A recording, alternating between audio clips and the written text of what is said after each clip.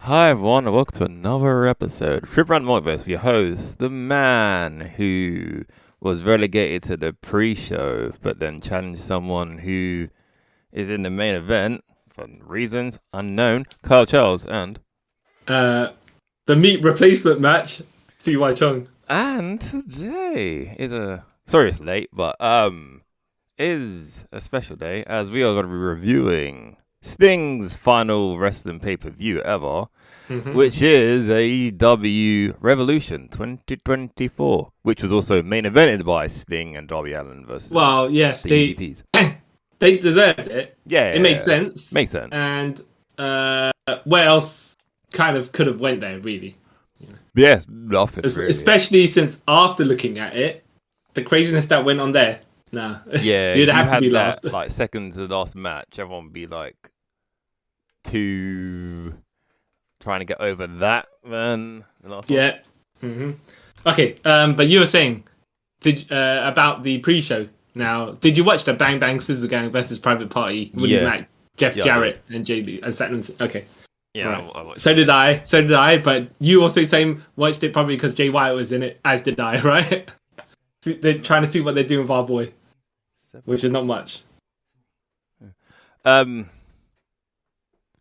that again, sorry. Did you only watch the pre-show to see what they were doing with Jay White? Because yes, because when I heard it was on the pre-show, I was like, okay, I need to watch this because I like Jay White. Not really a fan of the whole Bang Bang Scissor Gang anymore. I think it's kind of run its course. But you realise they actually did not do much with our boy Jay White on it, and they didn't do the match itself. The match was okay, but I'm like thinking everyone in this match should be doing better things. I mean, someone like Satnam Singh, I don't know how it was. Oh yeah, except for him, not been bad, but yeah, except for like. And Jeff Jarrett and Jay Lethal are kind of like they don't have the credibility they should have. Yeah. When they should have all the credibility in the world, but you know. What you're saying is the Bang Bang Scissor Gang should actually be doing better things.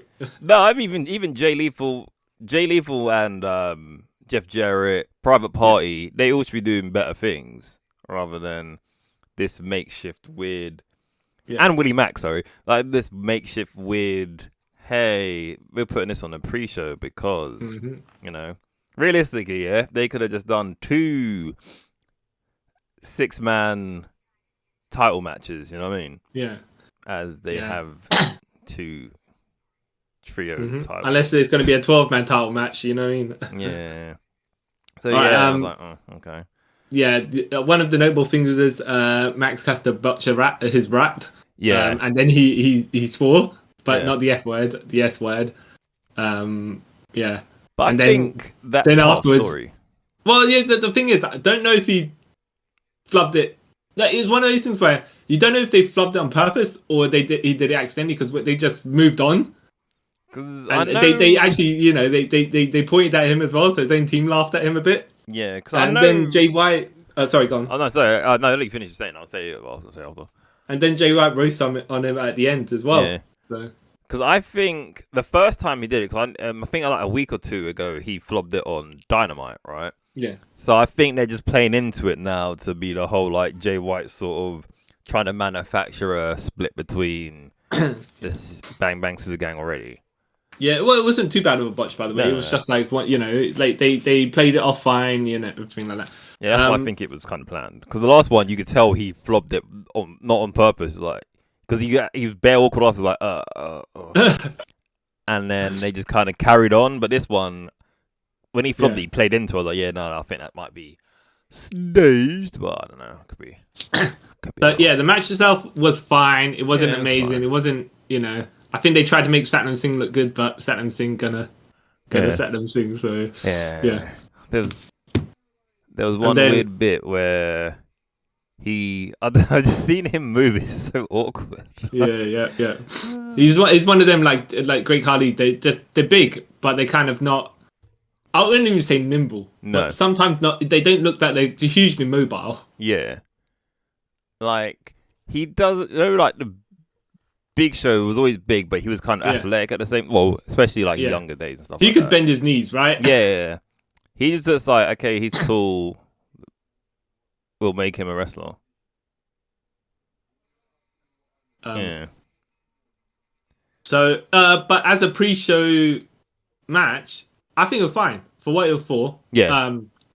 Not to talk down on it, but it's just like it's the pre-show. It's the type of match you would have in it. Yeah, it's kind of match level to get people was, sort of hyped at the start. Yeah.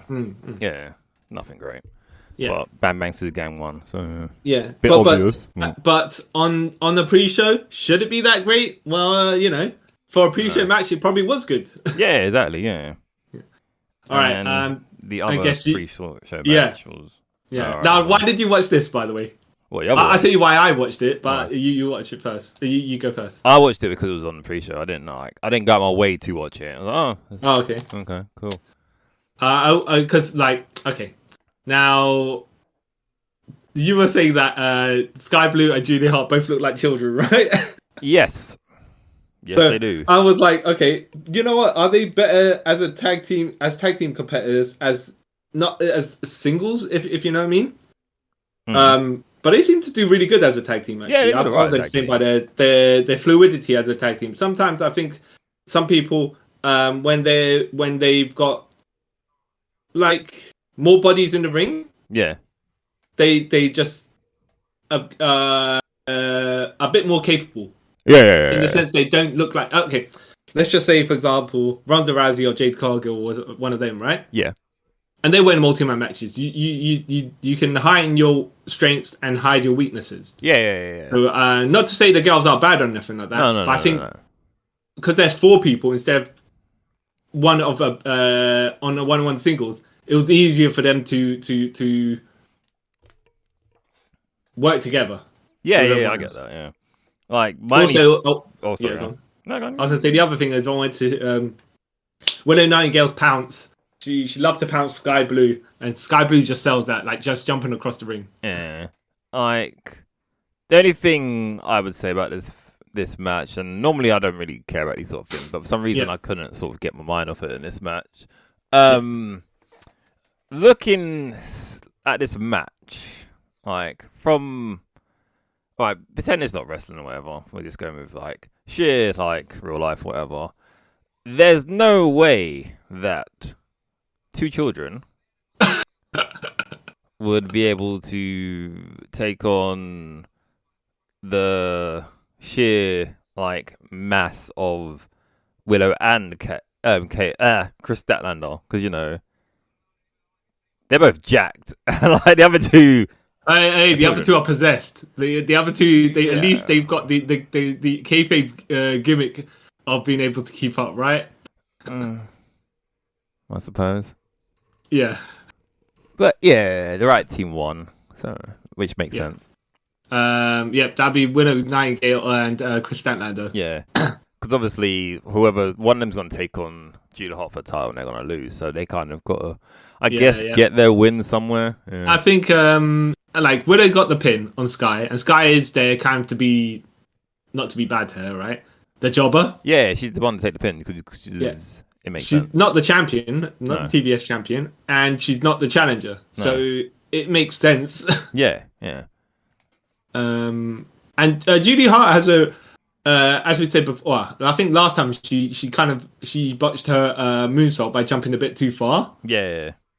But she does her moonsaults really close to the turnbuckle, which is like more of a height moonsault than. So I guess.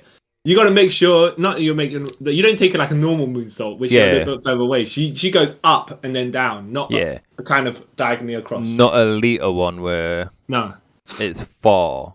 Yeah. Or like Io Sky, it's like. But they're really nice looking moonsaults. Yeah, they are. They're great. But yes, you're thinking Willow's gonna challenge for the title. Yeah. Then for the TBS title. Lose. I mean, then Willow's gonna lose. Yeah. Yeah. Well, to be fair. To the other side of the equation, Willow Nightingale is the one who can take a pinfall loss after winning. So that makes sense. Yeah. Okay, and the actual main card. Yes, the main of cards.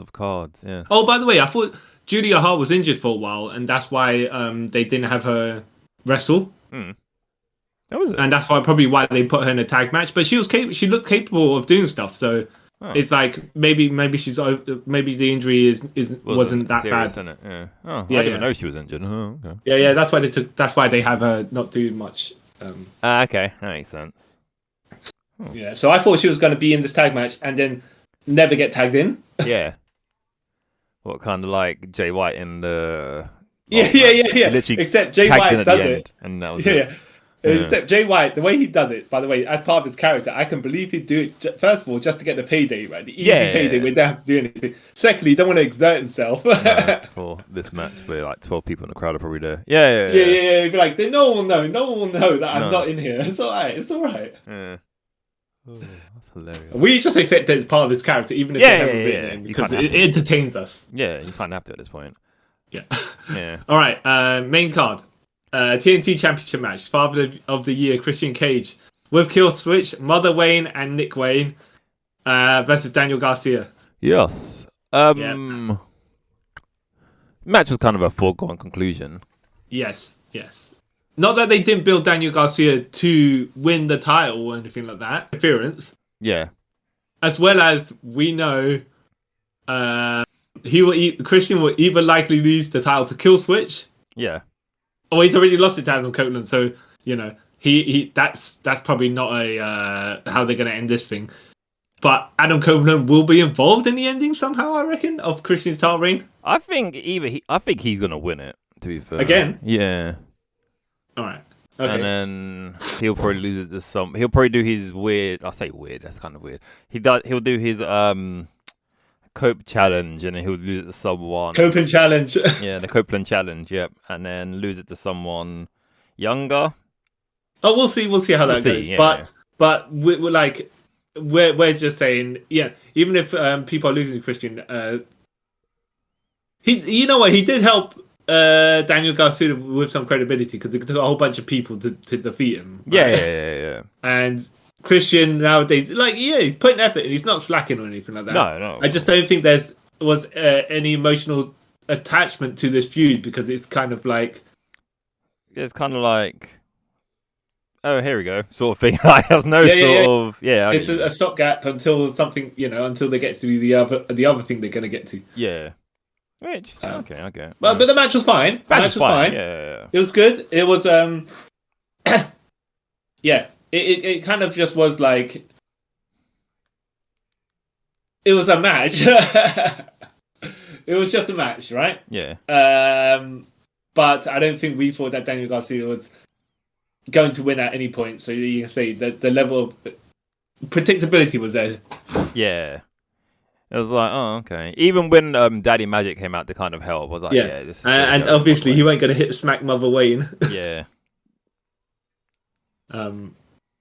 Yeah. So yeah. It wasn't terrible, but as an opener, it was pretty good. Yeah. I feel like partially we're not to give backhand confidence, but we're leveling out what they are in the position of the card. Yeah, it's like, okay, you got to sort of start with this thing. Yeah, because it makes sense actually the way that you got the match with some interference and some like moving the storyline along and getting someone lower tier to go up a bit, Yeah, the TNT title is it was a good opening position. Yeah. Or even, going kind of back to that match, I can see Garcia, if Christian holds it for a bit more longer, I can see it come back around to Garcia beating him for it. Yeah. But then we're still both waiting for Adam Copeland to somehow, if he came out, right, during this match to help Daniel Garcia, then maybe. Right? Yeah, that would have been obvious if that happened. Yeah. But that's the thing, right? We're just waiting for the other guy of the feud to actually come back and do something, so we know. Yeah, because you got to kind of, even if Cope doesn't win it, you've got to kind of tie Christian's loss of that title to him being involved, isn't it? Yeah. Just because they seem to be, that's how they're directly involved. But Christian's always good with his shenanigans, and Nigel McGuinness on commentary always entertaining. Yep. proving that he's the ultimate stan of anyone who's a bad guy. Yeah. yes, especially the next one where it's the Continental Classic. Bryan Danielson, Eddie Kingston is champion versus Bryan Danielson, and Nigel McGuinness enjoys Blazing Brittle Brian. Yeah, that's hilarious. Yeah. Ugh. Yeah. If, by the way, are you in on that rumor that Nigel McGuinness and Bryan Danielson will have a match at All In Wembley? I don't think so. Okay, you don't think it's going to happen, or you don't want the match to happen? No, like I would like to happen, but I don't think with what's his name condition. What is it? Well, he was meant. Nigel McGuinness said he was training for last year, but I think it was too. Brian got injured, so they kind of it didn't happen. I don't know, because I don't think you can wrestle with hepatitis. Well, we'll see. Okay, if it happens, would you like to see it happen? Yeah, I'd like to see it happen. But... It's like one guy's building the feud on the commentary table. Yeah. It's one of those things. Like, there's another recent rumor going around about Mick Foley's lost 100 pounds so he can wrestle. Oh, I don't know about that. But then I don't know because people he's battered. Yeah, exactly. People like, no, he couldn't pass like an impact test in like WWE and stuff like that. So there's no way anyone will legally let him wrestle because that's yeah, exactly. Possible death. Nobody wants that on their conscience or television screen. So, but that case is probably worse than actually. Nigel McGuinness, because he's just infecting people. Well, yeah, just if he has this match, he just has not to bleed, and that. You know, Mick Foley, he probably could take like a wrist lock takedown and die. So you don't really. Yeah. All right, but back to the actual match. The actual match. Yeah. Yes, it was very entertaining. Yeah. Obviously, the story of the match being that. Bryan Danielson doesn't respect Eddie Kingston, so he's calling King of the Bums and stuff like that. Even though Kingston's beaten Bryan once already. Yeah. Bryan beat Kingston at the beginning of the Continental Classic, and then Eddie Kingston had to fight from underneath to beat Bryan in the semi-finals. Was it semi-finals or the finals? Oh yeah, semi-finals. Yeah, because it was him and Mox in the finals, wasn't it? Yeah. But it's like it still didn't respect him after you already got beat. All right, okay, you know. I guess. Right. Yeah. Stories. Yeah. So this is where Bryan was like, I'm going to kick your arm apart just like I did to Okada. Yeah. And he did. Yeah. And but yes. Eddie Kingston ended up winning this match with strikes from his other hand. Yeah. Which was hilarious. The machine gun chops on the other hand. I was like, oh, but that's funny. Yeah. There were some nice suplexes in here, and I was like, there was one, I think Eddie Kingston went to suplex Bryan like a German suplex, like a flip German suplex. Yeah. And I think Bryan landed on his knees the first time because he went to do a reversal. I don't know if he was meant to land on his feet, but whether he took the impact and Des went to do a delayed cell move afterwards, because sometimes in Japan they do that. But the second time, he took the thingamajig and he sold it. I think he landed. He didn't land on his face or anything. I think he landed more on his knees. Yeah, because the first one, he landed sort of on his knees and his elbow. Because I think if you do one or the other, you can kind of style it. But because he kind of did both, it looked like he just landed normally. Yeah. It's like, okay, was he meant to land like that, or was he not? Not to, but it's just one of those things where you're like, if the camera angle wasn't there, that way, you wouldn't have never known. You could have got away with it. Yeah. Yeah. It was good how he just. Daniel just wrecked his arm though. Like, and then Eddie was selling it really good. So I was like, oh, okay, yeah. So he couldn't win with a back fist. I was like, oh, yeah, I have to say, did you have an inkling? Like, was this for you like a 50-50 of who was going to win? No. You thought Eddie Kingston was going to win to finish his story? Yeah, that's Eddie Kingston's thing at the moment, just finishing his story. Yeah. Well, I was like Bryan Danielson, to heel Bryan Danielson. Going after because he just doesn't respect the guy. He could have still won and come out with the title. So there was a possibility. Yeah. Well, I don't know. I feel like Bryan doesn't really need titles. No, that's the other thing, isn't it? That's why I was like, he doesn't really need it. It's kind of Eddie Kingston needs this more, even though he's over. But he kind of needs this more for his. I have to say as well, there was a bit where Bryan did the flying knee and Eddie kicked out. Now, I'm not going to beef with finishers, right? Because So that's how that sometimes that's what like it seems to be nowadays. Finishers get kicked out of, right? Depending on the match, right? Yeah. But yeah, so sometimes they get used for false finishes. Yeah. A bit too much. Yeah. However, right, I'm gonna let that all slide and say, I think during the entire pay-per-view though, they shouldn't have done that because you should have saved it that sort of thing for the last match, because bits happened there, and it would have been more impactful if you didn't have finisher kickouts. Yeah, I get that, but you forget this is modern day indie wrestling where kickouts happen all the time. Which I get for pay-per-views, I understand it, but like you're saying, you can't use it too many times in a one night because it kind of like kills. Well, especially this send-off match that Sting has, Yeah.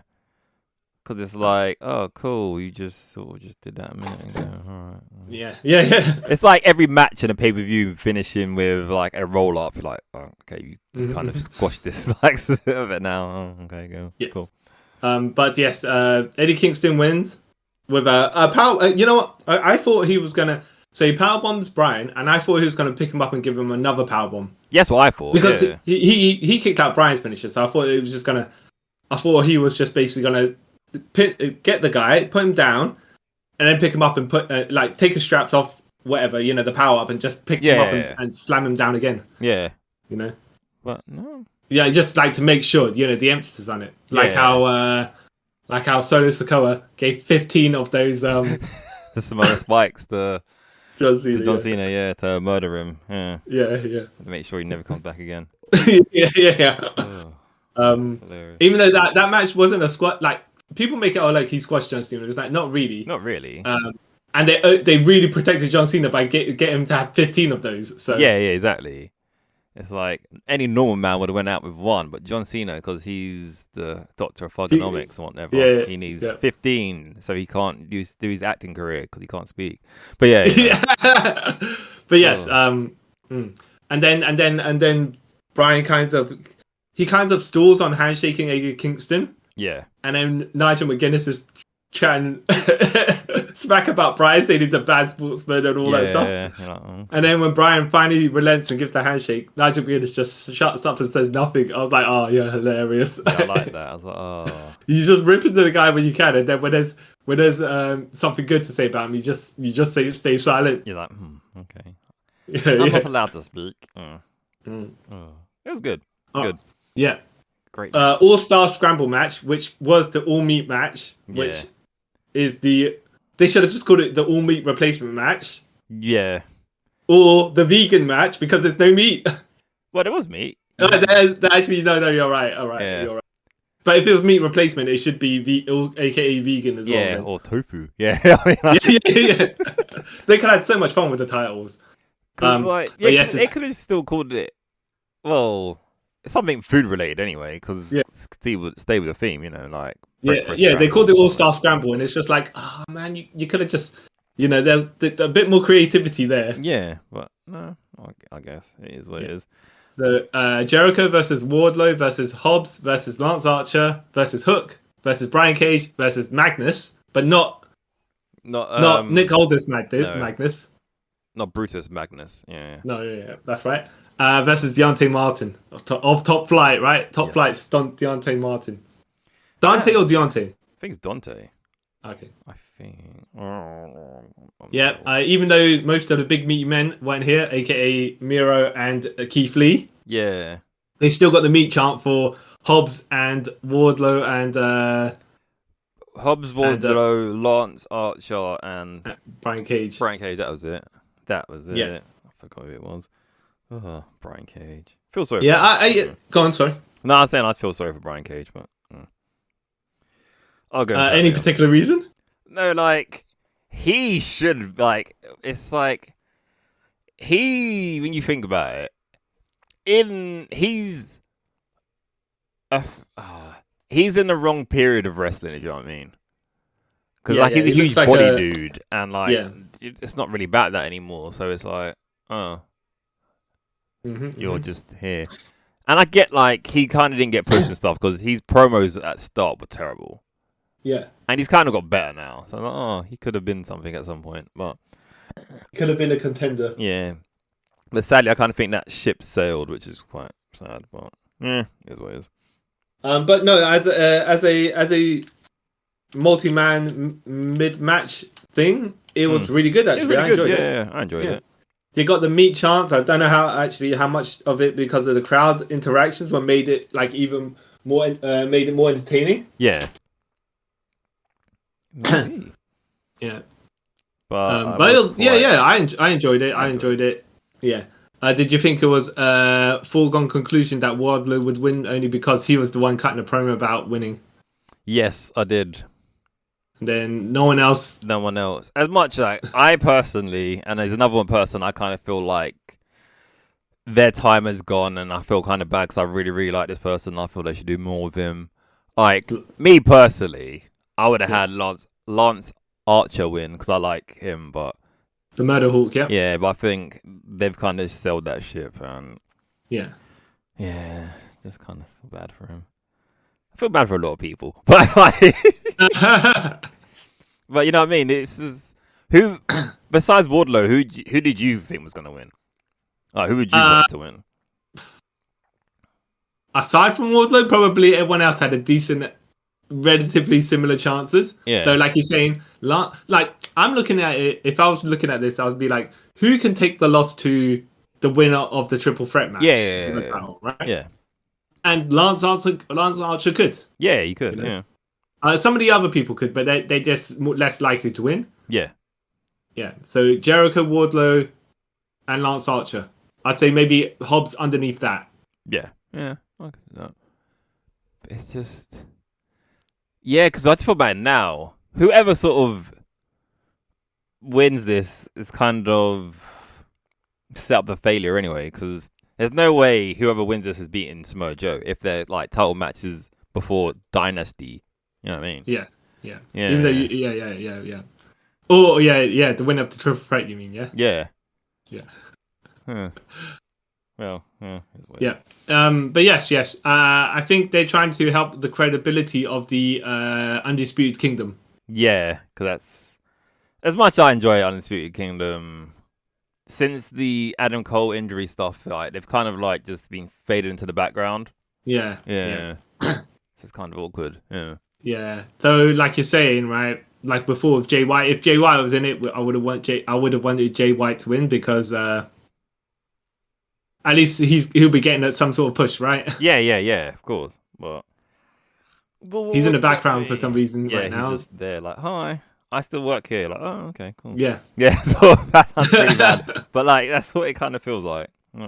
Yeah, unless of course, there's something later on maybe. But he is somehow managed to make himself number one contender for the title, right? So that's something. Wait, has he? No, Jay White, right? You're saying he's going to challenge for the title like Big Business? No, he's just having a single match against Darby Allin. Oh, wait, no, that's on Dynamite. Yeah, Big Business, Dynamite. Yeah. Oh, right. Yeah, it's not a for some reason, I thought Big Business, like a Battle of the Belts and stuff like that. I thought it was like a special episode of Dynamite. Yeah, because that's when someone's apparently meant to be appearing. I don't know. Yeah. Big Business, lots of money, right? Yeah. Money. Wink, wink. Yeah. Okay. But yes. Enjoyable match. Yeah, enjoyable. Multi-man chaos, as you do. Yep. Yeah. Meat chance, as you do. Yeah. Can't go wrong, to be fair. Yeah, I thought, I don't know how much they're trying to push Hook, but he had a decent showing here as well. Yeah, he did. Yeah. Which is, again, I was like, oh, look at this child. I should stop saying things like that. But yeah, we're good on him. He tried. Yeah. Okay. International AEW International Championship match. Orange Cassidy is the champion versus Roderick Strong. Roderick Strong not coming out of the Undisputed Kingdom, by the way. No. Yeah, because they came out with Wardlow to the meat match, didn't they? Yeah. And Adam Cole was on the sideline saying, "Yay, look at me, I'm Adam Cole." Yeah, I'm Adam Cole with my broken ankle, but my boy Wardlow, he's gonna do stuff. Yes. Yeah. Because of reasons, yeah. Mm-hmm. Oh, yeah. Bless him. All right. Yeah. Actually, you know what? I'm glad they just kind of brought old school Roderick Strong back. Yes. Where it's just like, I've got my multiple versions of many little backbreakers that I'm just going to bust out. Yeah. I'm going to do them all. Because I got infinite backbreaker variations. Which was dope. Yeah. Like, this match just reminded me why, like, Roderick Strong's one of my favorite wrestlers of all time. He's just so... So the story of it is that OC's been beat up because of all his international championship matches. Yeah. And Roger Strong's like, well, yeah, you're beat up. I'm just going to beat you up even more. In fact, right, technical wrestling now, I'm just going to just concentrate on this particular body part. Back. Yep, back, drop back. Yep. And then he did they were up on the turnbuckle and he did the top rope turnbuckle backbreaker thing. Yeah. Which was very safe. Yeah. Right? Because he didn't land him like on the it's like on the corner. He didn't land him on the turnbuckle or anything like that. No. And it looked worse than it was because Orange Cassidy kind of went down one side and kind of flipped over into the ring and then rolled out and he sold it like his back snapped in half. Yeah. Which, you know, if you don't hold your core, he probably would have just flopped it over both sides and that would have been way worse. That'd have been dreadful. Yeah. But that led to the the rest of the match where he's just selling his back like it's been destroyed. So yeah, and I didn't expect Roderick Strong to win. I did, but I wasn't surprised. Yeah. Oh, go on. No, because I just kind of because they got to sort of make Undisputed Era again. Yes. Like exactly. Undisputed Kingdom, not Era. Yes, right. Sorry. Even though basically it's the same like packaging and everything, but yeah. Because wait, yes, did he win with End of Heartache?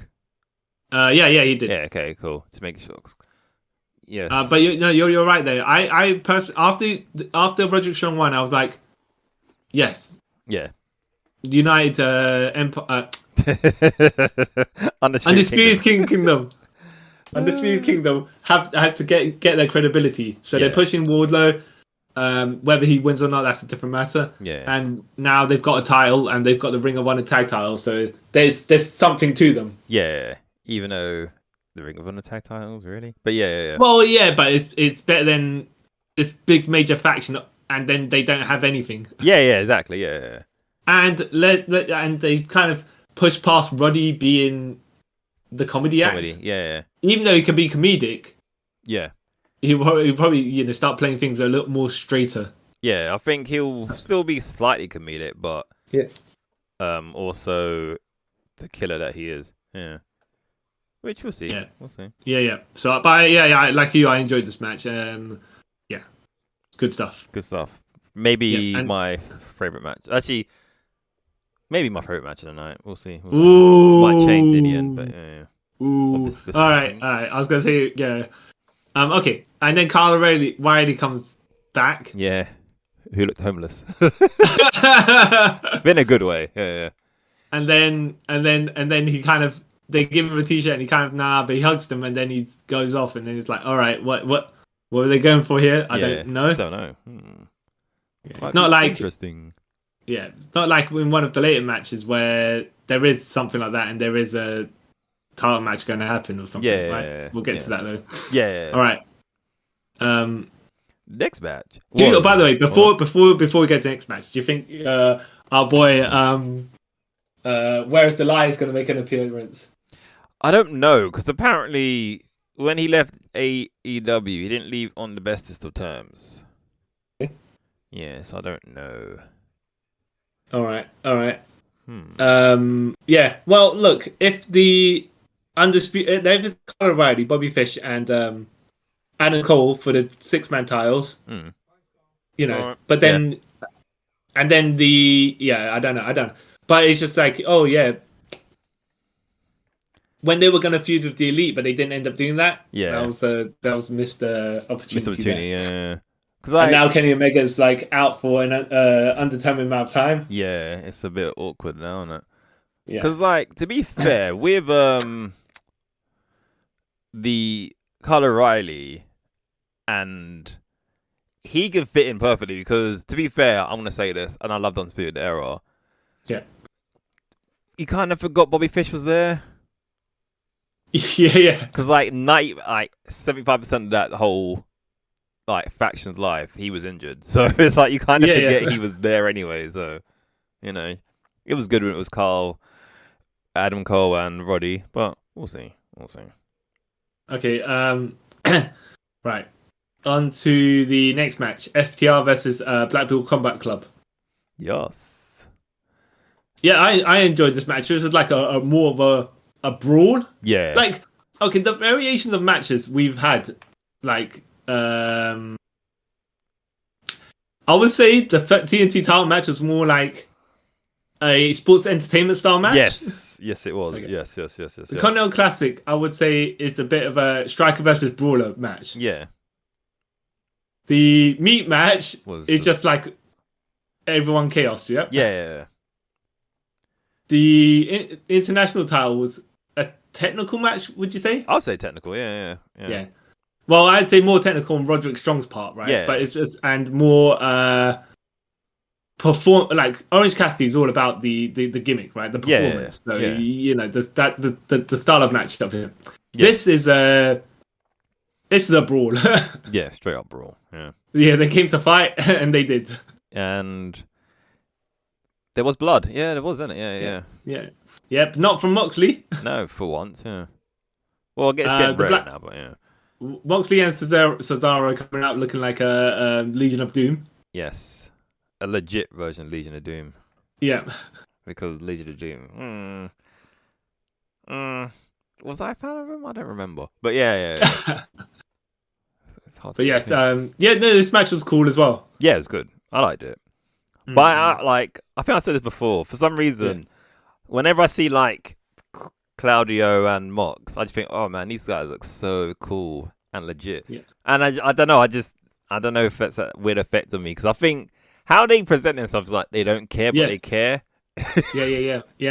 And I like that. Was that. A weird bit though. I think when Dax got put down and then he kind of walked up, and then Claudio went to like I don't know if he was going for a face to face, but Dax kind of walked towards his own corner. So it's like, what were they doing? It's like someone missed the spot, or someone forgot where they are. And I think it was late on in this match where I believe it was Claudio took a pile driver, but a very safe one. Yeah. Because his head did not touch the floor. But then again, there's camera angles thing, because they shouldn't have. They need to not to say. I mean, we're only twice, right? But and you should be safe on pile drivers. But when you're seeing a pile driver, you should switch to a different angle where you don't see the front. Yeah, that's like one thing I kind of give AEW need to start doing a bit more is when it comes to things like camera angles. Like they need to work on that a bit more, because sometimes you see things when you shouldn't. Yeah. You're like, oh. I think with the pile driver, obviously you want to see the impact go down. So maybe you should have the camera close up and follow the person down. Yeah. Because by the time the impact hits, the camera will follow to the point where the guy's on the floor. Yeah. Something like that. If you're going to do it from the front. Yeah. Because like one time they Hangman Page did what's his finisher? The Deadeye. The Deadeye? Yeah. And they filmed it from the wrong angle, and you completely see where the person's head is nowhere near the floor whatsoever. But I think that the Deadeye is an awkward move though, because how do you see the safety of your opponent? Yeah. When you're coming out, so that's. Yeah. It's like you just somehow, like you say, like film it slightly different from a different angle, not like literally you see it from behind. You're like, oh, you just see the whole thing. Cool. Yeah. But then again, from the Deadeye, half the crowd would probably see the head that touch the ground. So, that's why it's a weird move. But moving on. It's like if you cut their head and do the what's the one, white noise. Yeah. That makes more sense. Yeah. Or the beach break. But big dirty brawl, and John Moxley and Claudio win. Yeah, literally. That's how it ends. Yeah. There was a nice Doomsday Device Shoryuken from Claudio. Yeah, that was awesome. Like the extra chair super Shoryuken, which I would, if that was the finish, I wouldn't have minded. Yeah, same. I'm like, okay, cool with that. Yeah, it makes sense, because that sometimes is his finisher, like a European uppercut. Yeah, that was dope. But yes, the boys brought it. What can you say? Yeah, exactly. Yeah, I was very pleased with it. Mm-hmm. Very pleased. Do you? Actually, let me. Yeah, okay. There's some stuff we want to say now, but we'll just leave it to the end because you have to go through past the end match to talk about certain things. Yeah. All right. Women's World Title match: Timeless Toni Storm with Mariah May versus Deonna Purrazzo. Now, I have to say, unfortunately, I did not think this was particularly great. In fact, I'd probably dare say the best thing that happened not even during the match, but the best thing that happened was before the match, where it looks like Toni Storm reverted to normal Toni Storm, but it was actually Mariah May dressed as old school Toni Storm, the rocker chick Toni Storm. Yeah. Yeah. Which I kind of saw coming for some reason. But I don't know. I just couldn't get into the match. Yeah, it wasn't that great, if I'm honest. I think, like you say, partially it's the predictability. Like Toni Storm's character work is good, and Deonna Purrazzo is good. Yeah, it's just that I think I don't know. It didn't click. No. But I think the main thing is because Toni Storm's been building a feud with someone else who's not even part of the company. Yeah. At that point, Wendy Richter, right? Yeah. So Wendy Richter, Toni Storm is gonna F you up. I'm like, oh, okay. So we kind of know where this is going. Yeah. But then, like, that's like one of the sort of problems in wrestling in general, where you got a feud coming, but then they're already trying to build a feud that's coming up. And you're like, oh, so you've kind of already written off what's going to happen. Yeah, exactly. Because the thing is, like, unless Deonna Purrazzo was going to say, oh, yeah, I also challenged this person X if I win the title, blah, blah, blah, right? Yeah. But then it'd just be like, then it's just, okay, but Toni Storm, you're already building the feud. Yeah. Yeah, it's... Look at that, it's like, Yeah. Awkward. But yeah, like, yes. going, like, you already went in knowing what was going to happen. Like, who was going to win. There was no, like, surprise or anything coming. So yeah, I was just like, oh, okay, this is the middle match. Cool. All right. Yeah. And it's kind of sad because then it's the only women's match on the main card as well. So it's like, oh, yeah. It's true. But yeah, here's what it is. It entertained me for a while. Yeah, it was fine. It just wasn't. This wasn't great. Yeah. Exactly. Yeah. I think the rest of the card was much better. Yeah, a lot better. Yeah. Like, to be fair, like, you could have put... This is going to sound really bad. Put the women's tag team match from the opening on the main card instead, if I'm honest. Yeah, and then this... Not to say, okay, they deserve to be on pre-show. I'm just saying that the women's opening match probably had a bit more spots and highlights. Yeah, and kind of more unpredictability about it as well. Yeah. But, all right. Will Ospreay versus Konosuke Takeshita. Yeah. For the match. Why? Not why, of course, because it's going to be a good match. It's just like Don Callis says, none of my people, the Don Callis family is on the card, therefore I shall have a match that's on the card. All right, okay. Yeah, it was kind of like... To show my boys how you got there, right? Yeah. The match in itself in a vacuum. Yeah, it's kind of weird. Like, oh, okay. Yeah. Like, I get... They could just said, yeah, we're having this match. Like, the story reason behind it is, like, really convoluted. Like, wait, what? No, like you said, Don Callis would be like, this match is going to happen, whether you people like it or not. Done and dusted. It's a signed deal. Moving on. Yeah, alright, But, but no, this was a great match. This was a very good striking match. Yeah. Will Ospreay looked like he almost got... Okay. Konosuke was going for a top rope brainbuster. That's what they were saying. Yeah. Except that he kind of completely missed the turnbuckle. Yeah. And Will Ospreay's lucky he didn't land on his head. Even though, the way he probably realized, oh shit, he's coming that way down, straight on his head. Let me tuck him in. But then the back of him had to land somewhere. Yeah. Because I think Will was still trying to get onto, like, between that and that is between the gap where he was and the turnbuckle was not a huge amount of space. No. But he was probably trying to still line himself for the move. Yeah. He didn't realize, yeah.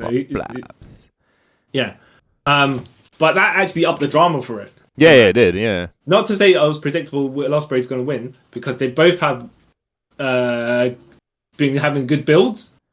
Yeah, but it was kind of given Will Ospreay's going to win. Yeah, Will Ospreay freshly signed. Okay. Yeah, you know.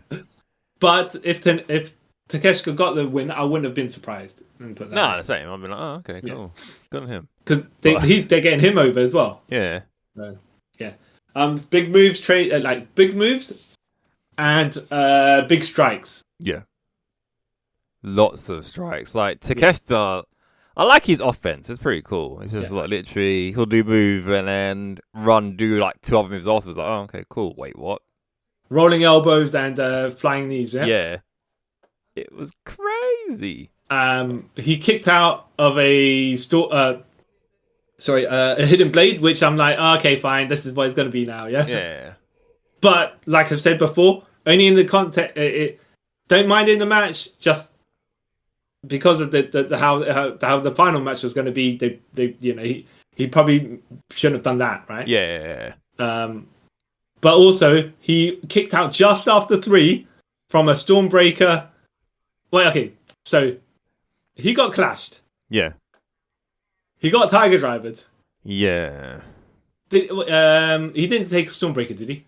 I don't think. No, he didn't. No. Yeah, and then he took another hidden blade after that, and he kicked out just after 3. I was like, oof, Boiler's strong, but maybe a bit too strong, you know? Yeah. And I have to say the Tiger Driver was much safer than the one he did on Kenny. Yeah, because I still to this day say the one he did to Kenny was a botch. He didn't do it on purpose.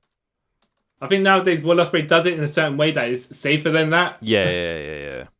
Even though you're going to say how safe is it landing on the upper shoulders, but you don't want to be landing on your neck and your head. No, because that's how you die. But yeah, so very morbid. But no, yeah, really, really good match. Really good match. I would say if it wasn't for the final match, I'd say this was my favorite match.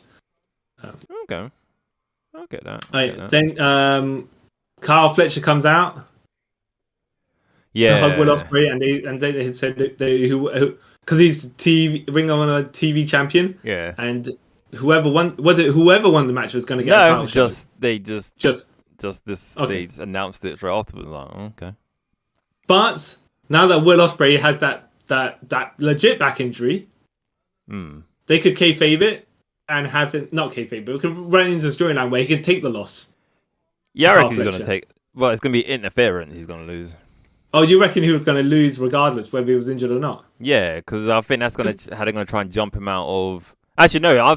I think either way he's going to get jumped out of the Don Callis family after. I think before him taking that, like his kidney getting destroyed essentially. Yeah. From that turnbuckle, he might have had a more one-sided match with Kyle Fletcher, whereas now, I don't know. They can work in his legit injury into the match because it got bruised. It looked like that side of his body got bruised already.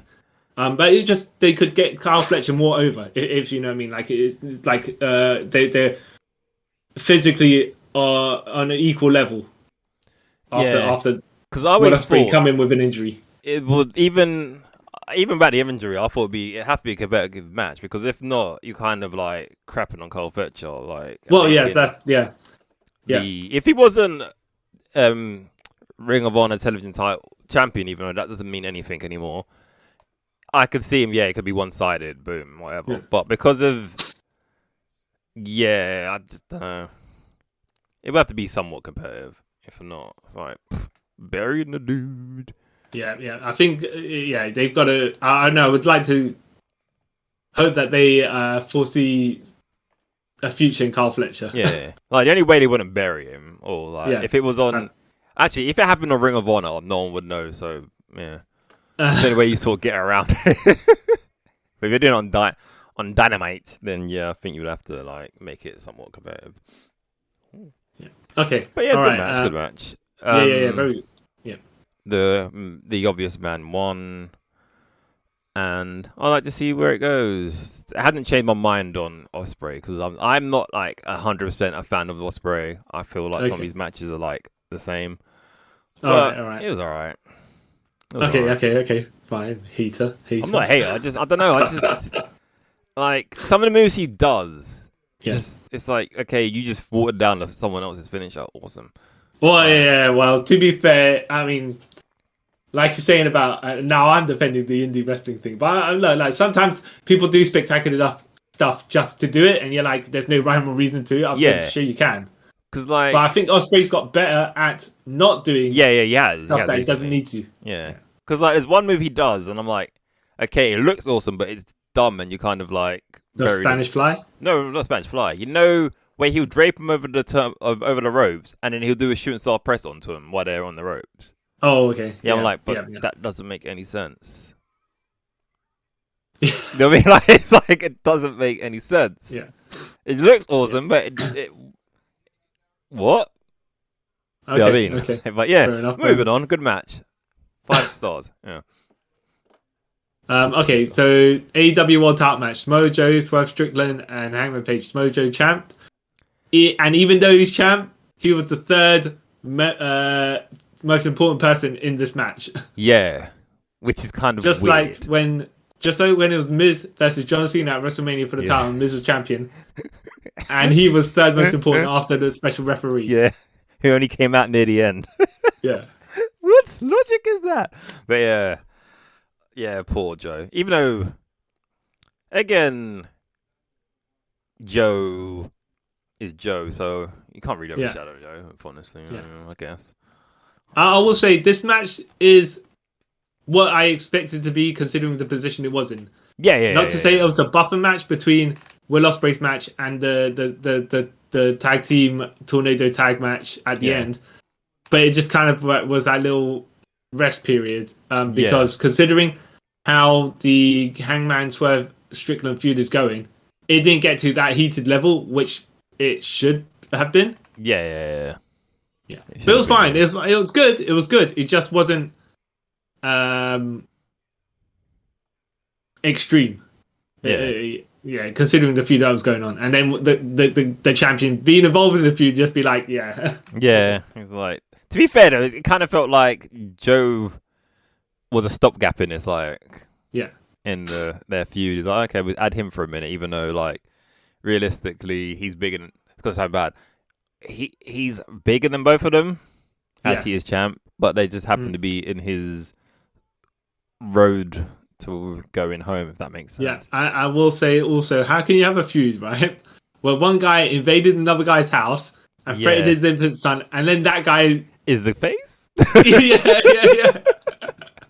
Not even that, he invaded his house and went to his baby, and also he went to another guy's house and left him in a bloody mess. Yeah, and you're the good guy. All right. And he's cutting a promo. Yeah, about that, right? You're like, wait, what? Yeah. It's like, wait a minute, and they at that point where they're both tweeners, those Swerve is getting more of the cheers, and then Hangman attacks him. Yeah, right. Hangman pretended he was he was on a crutch because he hurt his ankle. Turns out he lied all along and he attacked Swerve. And you're like, okay, but after hearing that promo, wouldn't he be right for attacking this guy? No, exactly. You know, that's like someone murdering your child, and you kind of got over it, and then that person mentions it just offhandedly, and then you stop beating him up, and people are like, "No, you're in the wrong." Like, no, you remember, he murdered my child. You know, he should forever be in the wrong here. You know, he's a criminal. I will have to say, I don't know if they've just written it messy, but I do like it. Yeah, I like it as well. Yeah. I like how the double turn is happening. But there's some things you're like, okay, you gotta start with certain alignments.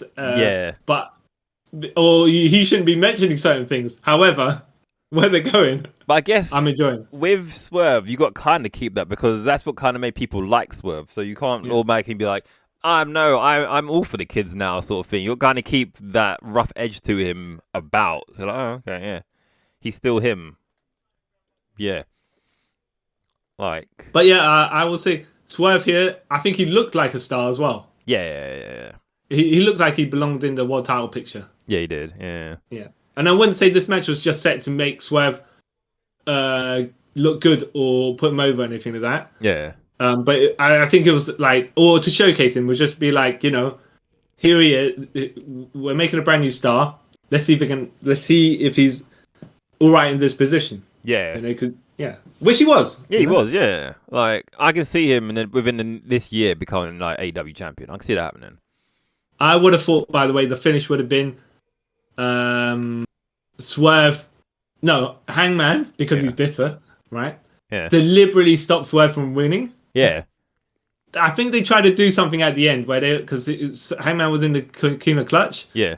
And then he tapped out, and they were like, "Oh, it's because did he tap out because he because he couldn't take it, or was it to stop Swerve winning?" But what he should have done, I think, the angle, he was facing away from Swerve, so should have been like wherever Swerve was knocked down.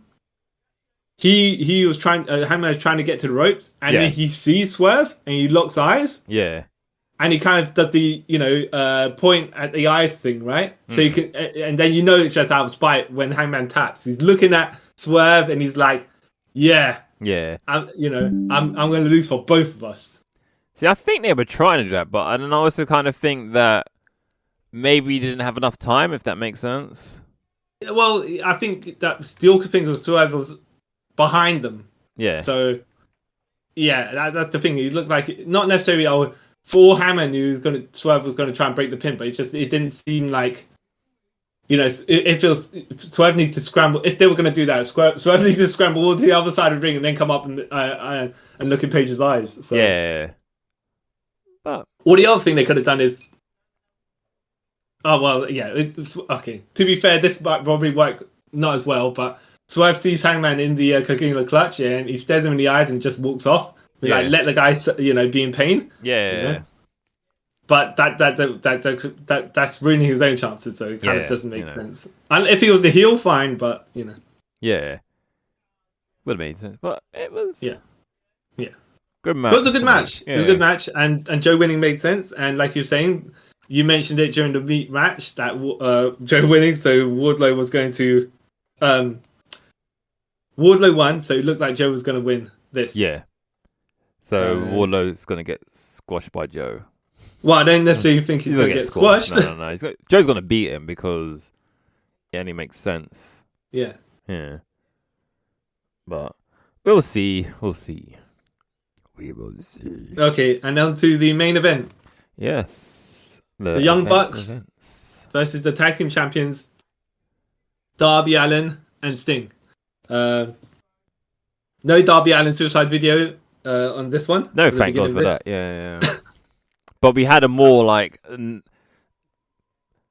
depressing. This video is Sting. I'll set it up. So, Darby Allin always has his films for his matches or whatever. Him and Sting's been up for the last 2 or 3 years.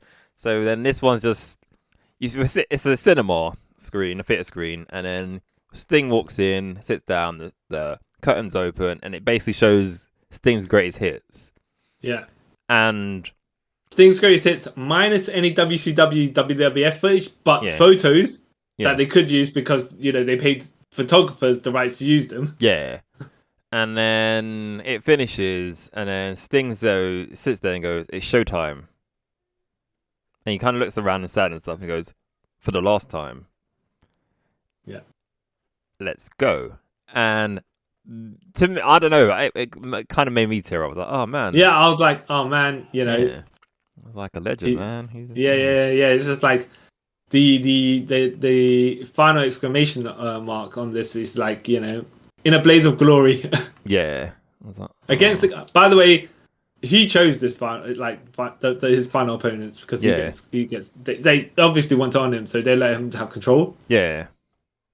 And he picked the right people because obviously the Bucks can carry him. Yeah. If anything, and they can get the right kind of hatred. Yeah. Because the crowd did not like the Bucks whatsoever. Yeah.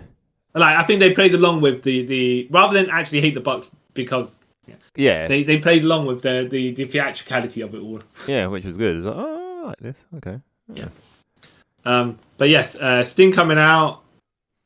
Okay. Out? Yeah. So exactly. You had Sting's AEW theme song playing. Yeah. And then Surface Sting comes out. Yeah. And then Wolfpack Sting comes out. Yeah. And then you get the Metallica Seek and Destroy, and actual Sting comes out. Yeah, and these two sons as the different era of Stings. Yes, and I was like, oh, okay, cool. No, this makes sense. You know what I loved about this? One son was totally in it, like into it. Surfer Sting, he was totally in it. Yeah. Wolfpack Sting, they're like, this seemed cool on paper. Now I feel very awkward. It's either that, or the other thing is he kind of like froze because of the amount of people that were watching. Like you said, right? I noticed that Surface Sting was like woo and all that stuff. Yeah. Yeah. But I think the other, maybe he just got overwhelmed with how many people were there. Froze up like, Yeah. I was gonna say he seemed more muted. Yeah. But that could be that he was playing his Wolfpack Sting gimmick, which is less animated. Maybe? Yeah, could be. Or like he walked out and saw like 14,000 people. Was like, yeah.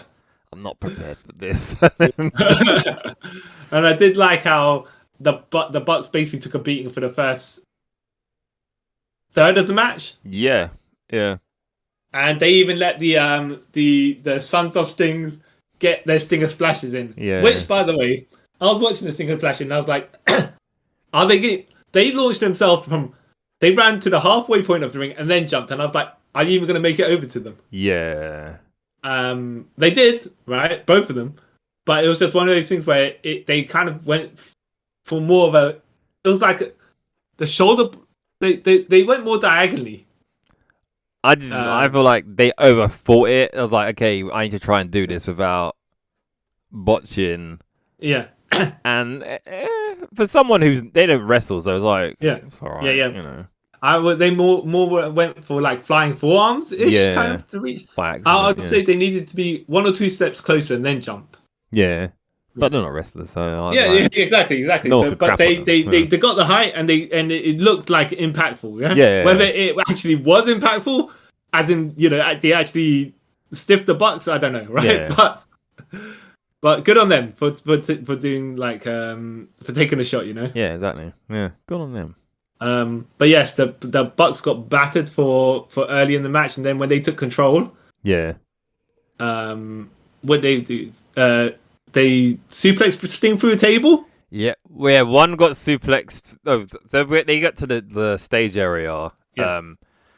I think Nicholas, sorry, he Falcon Arrow Darby off of the stage onto a table, and then Matt suplexed Sting from the stage for a table. Now, I will say prior to all this, right, the Bucks were just taking crazy bumps for Sting and Darby Allin. Yeah. Like on the floor, on the actual floor and everything like that. Yeah. And I was like, oh goodness. I mean, everyone's putting on a show, but I'm like, oof. Yeah. That everyone's gonna take a break after this match.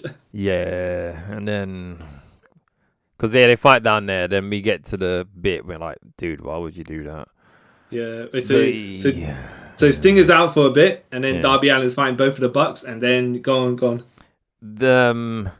Darby thought, hey, this would be cool. I'm gonna lay Nick Jackson on a plate of glass and climb up a ladder from the ring and do a swanton.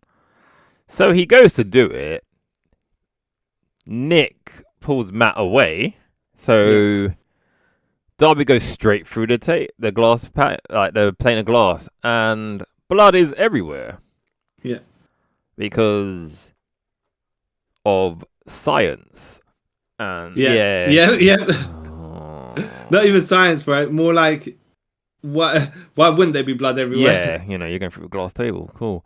So blood everywhere. So he's just out for the next like 10 minutes of this match because dude is probably like about to die from blood loss. Yeah. No, I will say, I mean, he knows the bumps he's taking, right? He climbed on the ladder, and went through the glass, which was on the chairs, right? Yeah. I'm like, wow, right? That is something. Yeah. Did you need to? No. No, probably not from that height, especially from that glass. Yeah. Yeah. But they needed him out of the match for a certain bit of time. So I got why they did it. It's just I got why they that did it, but was it spot, necessary? yeah, stunt show spot. Yeah. Oh. So then this is where the Bucks are beating up Sting for a bit. They give him a couple of EVP triggers. He kicks out. Yeah. So he takes the first one and it's a 2 count. That's the finisher, right? And I'm like, okay, yeah. No, I accept it. Sting, right? Then he takes another one. He kicks out at 1, and I was like, oh yeah. Oh, okay, cool. Yeah. Because it's Sting. And that's why I was like, but they should have just saved that. Have no one else kick out any finishers. Yeah. For this particular thingamajig. Yeah, would make sense. Yeah. Yeah, and I think they gave him a Scorpion Death Drop as well, just because the Young Bucks are going to be dickheads, right? Yeah. And just before that, actually, before they did the EVP triggers, they powerbombed him off the ladder onto through a table. Yeah. And then he just got straight up from that. Yeah. Yeah. And after they gave him the EVP trigger, because he was doing the cheap the chest beat cell, no cell, right? Yeah. After they gave him the second EVP trigger, they set up a glass pane in the corner and they just threw him into it because they're like, F this guy, essentially. Yeah. And I'm like, Sting, you don't need to do any of this, but he does. So look, it was a wild brawl, and part of it like a stunt show, But Sting didn't need to do any of it, and he was like, I'm going to do it anyways, So good on Sting. And then this is the bit where the Young Bucks imitate Shawn Michaels. Yeah, so we don't love you, we hate you. Yeah, and we're not sorry. And then they give him a double super kicks. Oh, yeah. And actually, hold on, is this bit when does Ric Flair interfere? I think. It's just afterwards, right? Yeah, just afterwards. Yeah.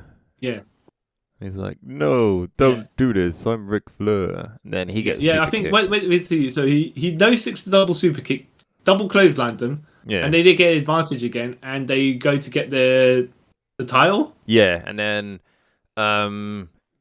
Ricky Steamboat tries to get involved, and then one of the Bucks take him out. Yeah. And then that's when they're gonna hit him the title, and then that's when Ric Flair comes in and is like, don't do it. I'm Ric Flair. You're going too far. You're going too far. Yeah. Then they super kick him. Yeah, because like, good on the Bucks. They just like, we're all out leaning into the heels. Yeah. Heelness stuff is. That just reminded me as well when they super kicked Ric Flair because they're super heels. I don't know if you ever saw it, but when they had the thumbtack shoe and they super kicked Candice LeRae. Yeah.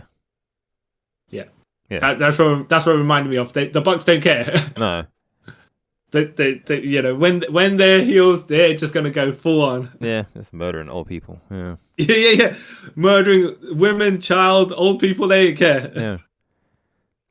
And then I think this is then after they try to go through the Meltzer driver, which is now called the TK driver after Tony Khan, and then Darby comes back from the dead. Yeah. And pushes Nicholas off of the top rope. And then Sting, if I remember correctly, gives him the Scorpion Death Drop. Darby does his Coffin Drop.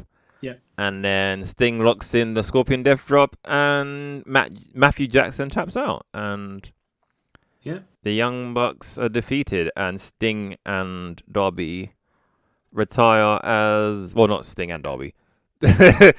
Sting retires as AEW Tag Team Champion, which is pretty nice. Yeah. I would have thought, by the way, something that would have made more sense to me, by the way, is after the Scorpion Death Drop and when they have Sting should put Matt in the Scorpion Death Lock. Yeah. And as he's reaching for the rope, then you get the coffin drop onto Matt's back. Yeah. And then Sting pulls him in, and then he taps out because it would have made more sense because he just took something onto his back. Yeah. That's all. It wasn't cussing it, but I was like, oh, coffee drop to the front, maybe a coffee drop to the back as well because It just would have made more sense. However, you could just say the accumulated amount of damage, right? They took in total. Then Matt had to tap out. Obviously, and Matt was the one with the back problems that he was selling for ages as well. Yeah. Yes. But overall, it was a good match. Yeah. I watched it twice. The first time I was like, oh, actually, how much wrestling is in this? But actually, it's a decent amount. Yeah, decent amount. A lot of drama. Yeah. For the builds and stuff, and the no selling made sense. Yeah. All the mouthing off and everything made sense. Yeah. It was kind of what I expected it to be, because it wasn't going to be like a 60-minute wrestling clinic or whatever. Technical masterpiece. Right? Yeah, it's going to be fun violence brawl thing. Yeah. A bit like when it was Hogan versus Rock, where it was more like about the theatricality of it than the actual match quality. Even though the match quality was good here. Yeah. Yeah, I spoke to them to be maybe skewed towards the performance aspect of it, but no, they just were like, you know what, we'll go out in style, and then the Bucks will probably take the break that they were meant to take before Sting decided he was going to have his last match with them. Yeah, because that's why they kind of like speeded up the heel turn, didn't it? Yeah. Well, not speeded up, but like debuted it earlier than it was meant to. Yeah. So, but they could take time off. It's fine. Yeah. Now the tag titles are in. They've vacated. So, yeah. And did you prefer Sting getting the win on his last match? To go out in style? I don't think every wrestler who retires needs to go out on their back. If you know what I mean. Yeah. Like some wrestlers, it makes sense. Some it doesn't. Yeah. Sting was one of them. It made sense for him to win. Yeah. Like the Undertaker made sense for him to go out winning, even though it was like it was a cinematic match. But wrestlers like Ric Flair and Shawn Michaels, I feel like they need to lose to sort of retire, to say like, you know what, I went out on my best, and I don't need to do this anymore. So I was alright with it. I was happy with it. Yeah, but good on. I enjoyed it. Like, I did find it funny that his end speech got cut off. But yeah. And it was funny because it's the time cues, right? And he's like, "Oh, sorry, people. I've been told I'm gonna cut it short. I'll see you after the break." Yeah, and then he started talking, and it just cut off. I was like, "Oh, classic WCW." But yeah. Well, at that point, I guess they didn't know how much time they had to fill with certain things. Yeah. So they didn't know how long his end speech was, or if he was, how he's going to do that. So, but they did it. They did it afterwards. They put it on the YouTube afterwards. So, So I actually watched that at some point. Yeah. It wasn't that much. It wasn't that long. It was about only 9 minutes long. But still, it's one of those things where I guess they were like, we don't know how long. Like, if match is overrun, we can't just cut at this point, Yeah. Because it's too close. Yeah, which makes sense. Yeah. So at the end of the match, Darby's like, we got 3 minutes before sign off, so guys, you guys give Sting a good send off. And then he went on. It's like, man. Yeah. Good. Yeah. Then he went to do probably a speech that he hadn't not necessarily prepared, but they probably went maybe I don't know if it was like they didn't realize he was going to do one or something. Yeah. But they could, once he was on the mic, they couldn't really cut him off. No. I mean, they did, but they couldn't just take the mic off him and end the pay. So. Yeah. Okay, he started, so let's just keep going. Yeah. That was good. Overall, great. A good pay-per-view. Yeah. Really good. Yeah. I watched the Ospreay match and the Sting match twice because why not? Yeah. See, I will say, like we said, unfortunately, Tony Storm's match, the women's AEW title match, was the weakest on the card, and probably should have went on the pre-card and the other match swapped in. But the other matches were entertaining for. Yeah. Well, like the matches are different styles, so you get all sorts of different things in this. Yeah. It's one of the better AEW pay-per-views. Yes, it is. Like Revolution's last couple of ones they've had have always been quite good. So yeah. But I think this one had more because I think it it had a bittersweet feeling to it because you're like, Sting is going down. He's winding down his career. He's finishing his style. The Bucks didn't need to be put over, by the way, so it made sense for him to be opponents, right? Yeah. And they could have eked out the win to get just a heel heat because but they don't really need that, do they? Yeah. Exactly. Who do you think is going to win the vacated tag titles? I think it may be Claudio and Mox. Yeah, that's what. Like, I don't want to say, that's what I was thinking, but that was probably the reason they went over in their match. Yeah. Like, they're going to be some significant force in the tag team division. Yeah. It's going to be weird just for them to do it. Yeah. Yeah, exactly. But it makes look, that the stuff will make sense when we see it later on what the tag team brackets are. And I wouldn't be surprised if the Young Bucks went in that match because they got beat up here, you know. Yeah, exactly, yeah. Physically beat up, you know what I mean? Not just because they got to win the match, but they were taking bumps they probably didn't need to take either, but they did it just for Sting. Yeah, well, we'll see. Right. I'm intrigued. Yeah. So I guess that's it. Yeah, that's us signing off for this review of AEW Revolution 2024. 4. Yes. And if you guys watched it, let us know what you thought of it. Did Sting get a good send off? Did Darby have to throw himself through a glass table? Is there any matches you would have replaced on the card? Let us know. And are you fairly happy with the order of the match? Yeah, on the card as well. Yeah, it all built. That's how I felt. It built up to. Yeah. I felt like after the World Title match ended up being where it was because of Sting's last match, and because it was kind of like a cooler match in between the Will Ospreay match and the Kaneshka. So it was fine. Yeah. I like this. How they structured the card made sense to me. Yeah, it made sense. A lot of sense. Yeah. So let us know. You can do that by leaving a comment in the comment section if you're watching this on the YouTubes, and if you're listening to this in the audio format, you can leave a message or something on Spotify. You can leave a comment there. Or you can even just send us a tweet, an Instagram message, comment on an Instagram post. And you can find all our contact information in the description part of wherever you're listening to this or watching it on. And until next time, guys, I have been the man who said he would die in Sting's last match, even though I've got to climb Mount Everest in a couple of weeks. Carl Charles and... Oh, by the way, you know how many stitches... Did you watch the media scrum afterwards? No.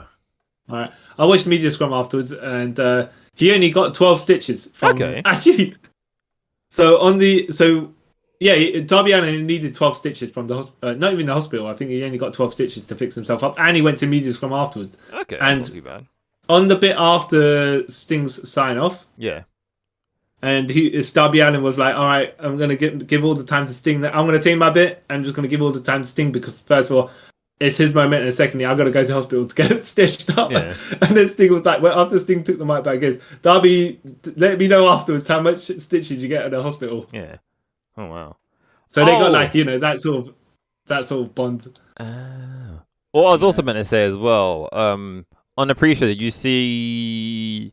the return promo package thing for Park? The bastard. Yeah, the bastard. Yes. Yeah. Quite interested to see what happens with him. Quite interested. Yeah.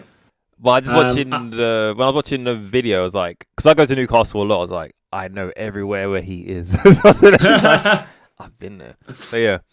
Yeah, and I'm the man who makes his family members fight each other for reasons. To show who's the better son. And thank you all for taking a trip with us around the multiverse. Bye. Bye.